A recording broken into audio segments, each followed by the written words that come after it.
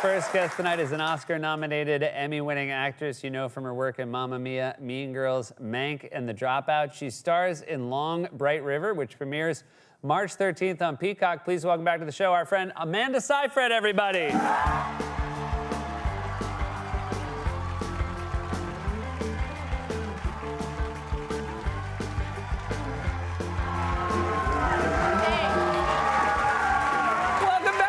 Thank you very much. How are you doing? It's cozy here. It is nice. It's cozy. It's a good vibe. It's a good vibe. You were You know right what? there. I hate to draw attention to one of my colleagues, but you were on The Tonight Show with Jimmy Fallon last week. I was. And Yeah. you were exceptional. Thanks. It's rare for one of these talk show appearances to rise above like this, but you played a dulcimer and you sang a Joni Mitchell song so well that people said you should play her in a biopic. Yeah. I know that whole album, I will say. We all had a lot of time during the pandemic. But I also just love the way she wrote on that dulcimer. It's just so beautiful. It's so essential, unique Joni Mitchell from like an incredible time. And it's just, it's timeless. But it's timeless. You're throwing a lot of attention on Joni Mitchell, which is very nice of you, and she's a legend. But this was, you also were very, everybody said you have to see this clip. And sometimes when everybody says that, you kind of feel like, well, it can't live up to this high expectation, and then it just crushed my expectations. Good. I'm glad. Honestly, it's so flattering, and I don't put myself out there because I don't know. I don't trust myself or whatever it is. You're not like the person who brings their dulcimer to a party. Well, I will now. Yeah, but you're gonna get requests. You're gonna realize they're only inviting you for the dulcimer. I gotta get cracking on that. The dulcimer, for people who don't know, how would you even describe it? Because I think it's easier when you see it. It's a lap instrument, and it's a wood instrument, and it's just, I don't know. It's pretty, and it's just.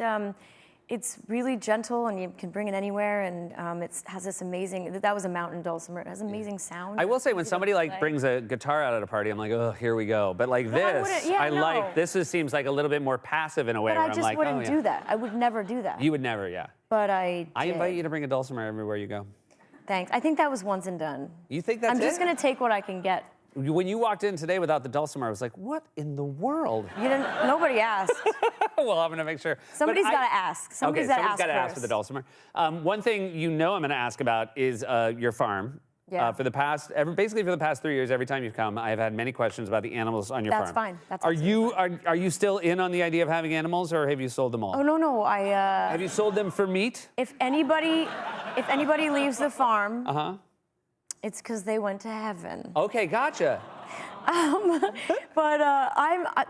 Listen, I still hold out for that llama or two, but my caretaker, who really runs the whole ship, does not want them, and so we're crowded at the moment. We've got everybody we need. Has the caretaker had a bad experience with llamas in the past? No, she just she's judging them. Yeah, prejudging them. I don't know. I mean, I feel like every time she meets a new animal, she's like, oh, they're great. Yeah. But it's a lot of work, and I'm here right now. I can't be feeding. It's like feeding time. When did you add peacocks to the mix? These peacocks, man. What?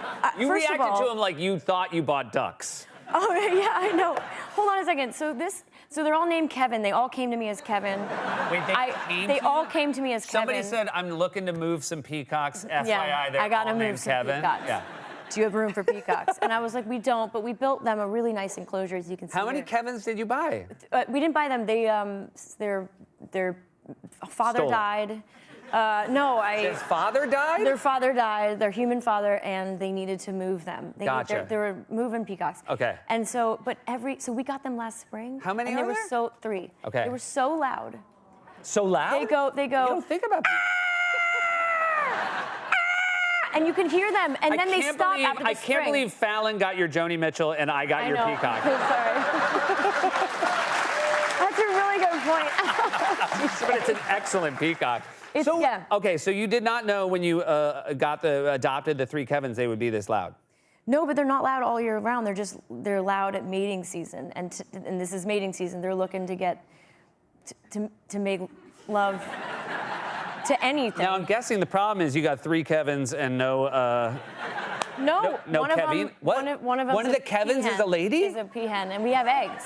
We're gonna incubate them. Okay. To get a little peacock. We want more than 3 Kevins. We want a 4th Kevin.